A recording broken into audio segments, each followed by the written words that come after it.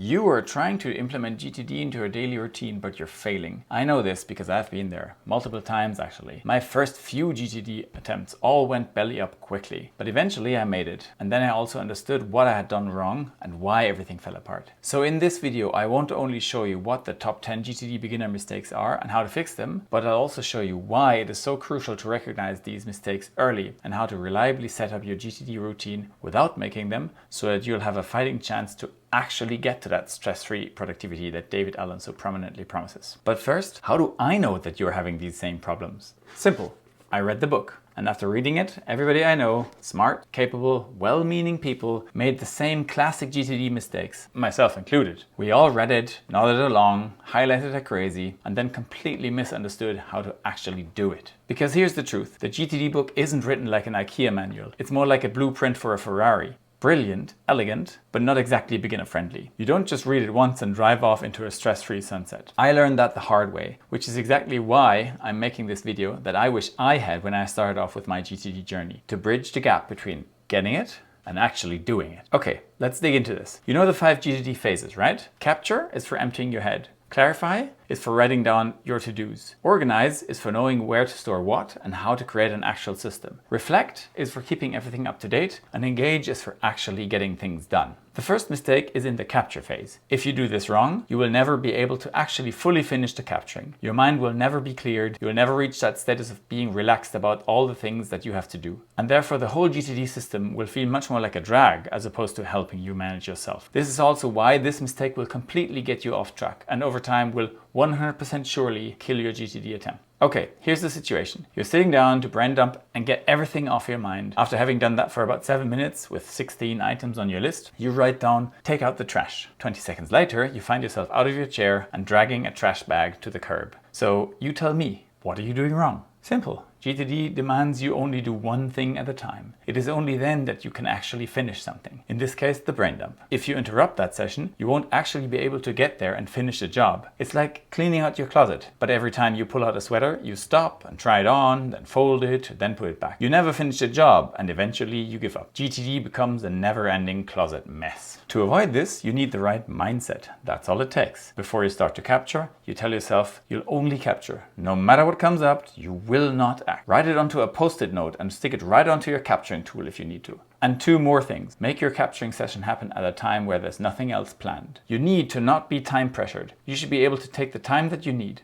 And if you come up with things that you have a super strong urge to act on immediately, put them onto a separate stack or on a separate list. Like that, after capturing, you can go and work on them immediately. Oh, and that 2-minute rule that David Allen promotes so heavily in his book does not apply to the capturing phase. That's for the clarify phase. We'll get to that. The second mistake ties into this seamlessly. It feels very productive and leaves you with a feeling of accomplishment, while it's actually undermining your GTD system. Because this too gets you out of the one thing at a time mode. Your brain switches to multitasking mode, which is scientifically proven inefficient. It triggers your brain to feel stressed and therefore trust the system less and less. That's why it will, in time, break your system. Here's what I mean. You again sit down for your capture session. You write everything down and your list is getting longer and longer. And then as you're writing, you start thinking, maybe I should move this onto a different list. Or wait, should this go under work or home? Or this is a big project. Maybe I'll just assign it a due date now and put it onto my calendar. Suddenly you're shuffling, sorting, color coding, and halfway through reorganizing your entire productivity system while you're still supposed to be capturing. Mistake number 2 is that you shouldn't mix the phases. If you capture, you don't clarify or organize. These are for later. It's like trying to clean your whole house, but every time you pick up a sock, you stop to do the laundry, then vacuum, then rearrange your bookshelf, and oh look, it's already dinner time and you never finish cleaning. You run out of steam before you even finish the list. GTD stops feeling easy and starts feeling overwhelming. The fix is the same as before. Mindset. You need to focus on only capturing. You need to tell yourself beforehand that you will not be organizing. It's like a brainstorming session. No evaluation is allowed. Just the ideas. The same is true for the capturing phase. No organization is allowed. Just the brain dump. You can put this onto another post-it note if need be. Mistake number 3 is one that won't immediately kill your system. It will, however, without a shadow of a doubt, over time wreck every bit of productivity and stress-freeness that you're hoping to get out of GTD. Because if you do this, your mind won't be clear. Your brain will still have to remember things, which is what our human brains really suck at. So you sit down and capture again. But this time, you might think, taking out the trash, don't need to write that down. I'll remember remember anyways. Or buying cat food isn't important enough to go into my GTD system. Or organizing my summer holiday is not work related. I only want my work stuff to be in my system. This is not how your brain works. Your brain can't make the difference between small or big, important or irrelevant, work or personal. To it, these are all just things to remember. And I can promise you with certainty that your brain will pester you about personal things to remember while you're at work just as much as it will the other way around. So do yourself a favor and respect that. David Allen says, capture everything. How's it done? Ideally, you could open your GTD book copy. In the end of the capture chapter, there's a very long list to go through that will help you think of pretty much everything you could possibly have things to remember about. Otherwise, just plan for enough time in your capture session. Try and think of every area in your life. And most importantly, make yourself understand that you cannot on purpose leave stuff out. Okay.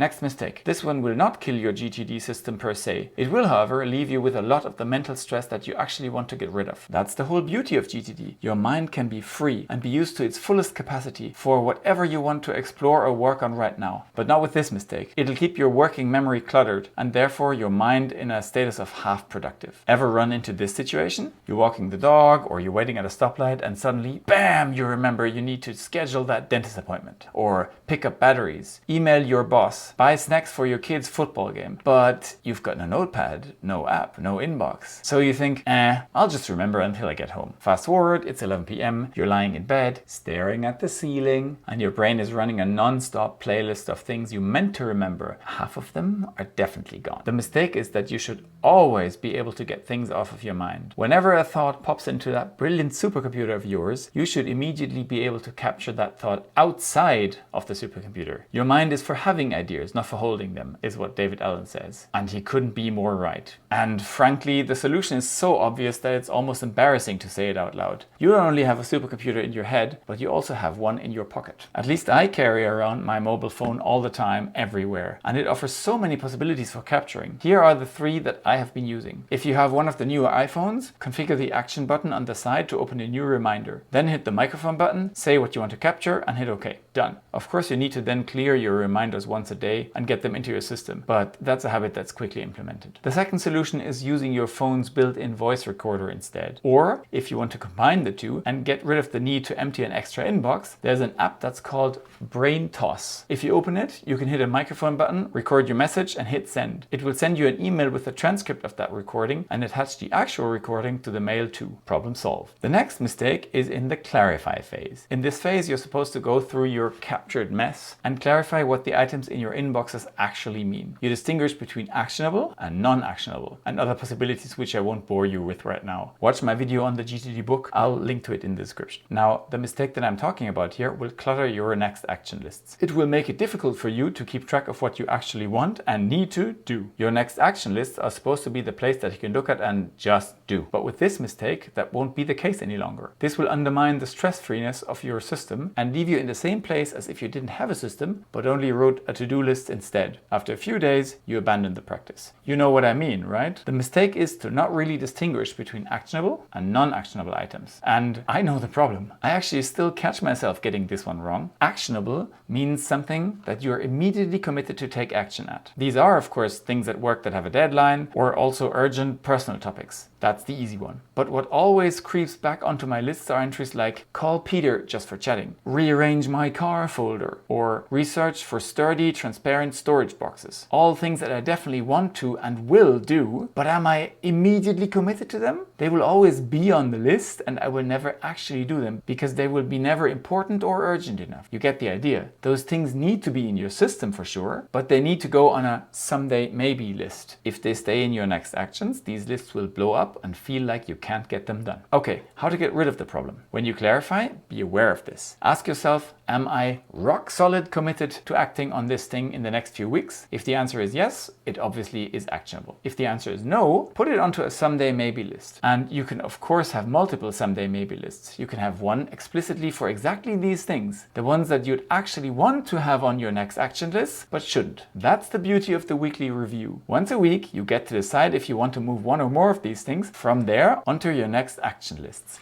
Beautiful.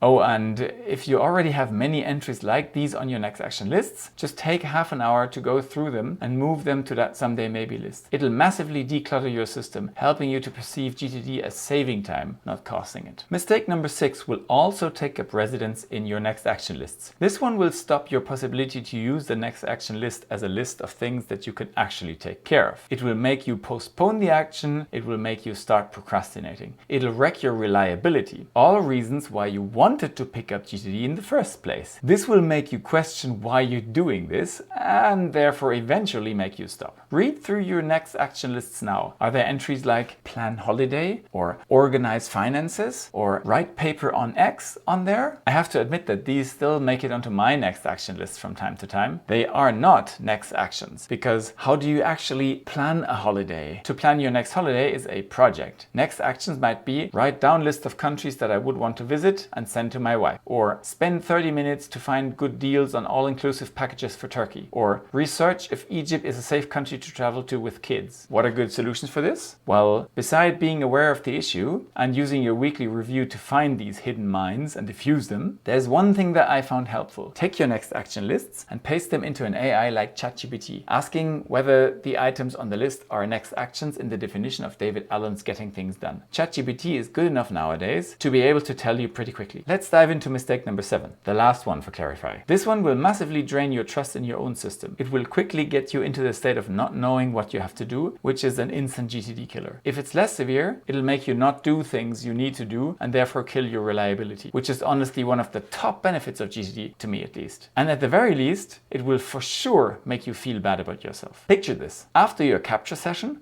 or just in any normal morning or evening, you will go through your inboxes and clarify. But then you hit this item where you don't immediately know what to do with it. Something like be more present with the kids. Phew, how to actually do this? What will I write down as a clarification? Of course it can be done, but it isn't trivial. You need to actually take a moment and think on this. Which next actions will you write down? Of course you don't think all of this. You just think, don't really know what to do with this, and leave it in the inbox. So yes, that's the mistake. Never leave anything in your inbox. Everything needs to be processed in the same way. Most of the time, the questions that I just listed will do the trick. Just take a few minutes for the difficult ones. And if you're unsure if you got the right next actions out of your stuff, just put it on your calendar a few weeks from now so that it'll pop up in your inbox again and you can think about it another time. And here's a pro tip again. If you can't come up with appropriate next actions for an item in your inbox, ask ChatGPT. With the next mistake, we're going into the organize phase. And it doesn't feel like a mistake at first. In fact, it feels amazing, productive, even creative. But this one sneaks in quietly and ends up wrecking your system from the inside. Like termites in a wooden house. You don't notice the damage until the whole thing starts collapsing. Here's what happens. You start GTD, you're excited. You've got your notebook, maybe an app or two, and then you think,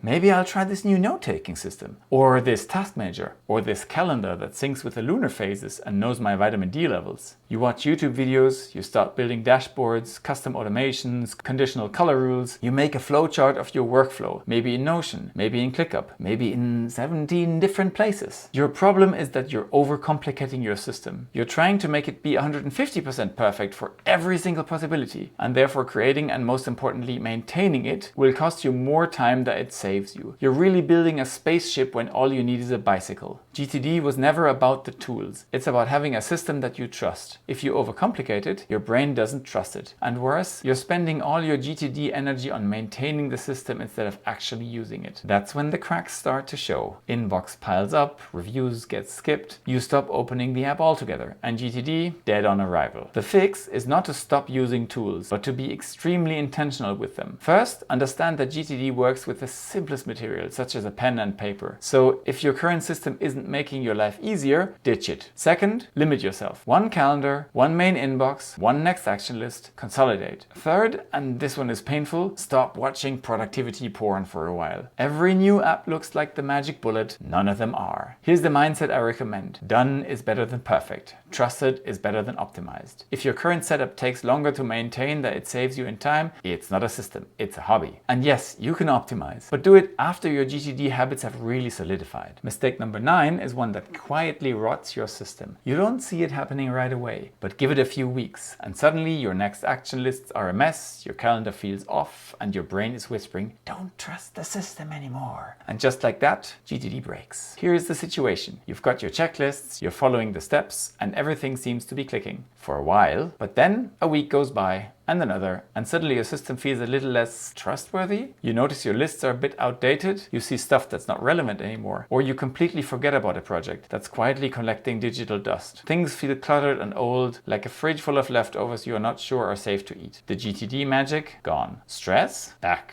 This is what happens when you skip the weekly review. And it's so easy to skip it. And things won't really be bad if you skip it once. You will, however, get into the habit of skipping it, and that'll kill your GTD attempt. So always remember that the weekly review is not negotiable. It needs to happen, and you're responsible to make sure it does. Put it on your calendar. You can move it around on the day if need be, but it needs to be there and it needs to happen. Make it a ritual. Grab your favorite drink, put on some music, and treat it like a mental rest. This actually ties in perfectly with the last mistake on my list, and it's maybe the biggest one. It will kill your GTD system within weeks, and you won't even understand how. Since you're trying so hard, you're making your system good, you're doing your reviews, but still everything is hard and everything isn't working as you were hoping for. Picture yourself sitting down for your weekly review. You open your task manager, scan a few lists, maybe check your calendar, write down a few things, and done? Maybe you start winging it. Maybe you remember most of the steps, or maybe you don't. GTD is complicated. If you're doing it for the first time, you don't need to remember all the steps all the time. You need to have checklists to go through. What are the steps for the weekly review? How do next actions look like? What is a project again? Of course, you read about all these things, but don't expect yourself to be able to have them in your mind every time you need to. It's literally one of GTD's most core ideas to not have to remember stuff. So why are you making yourself remember the GTD principles of all things? The solution is simple. Create checklists and short explanations and put them wherever you need them. They can be in your actual system. However you decide to do this, make sure that you have the relevant info at the relevant time, especially the weekly review steps that you need to go through every week. If you don't have them as a checklist, I guarantee you will crash and burn. And here's the thing, once the process lives outside your head,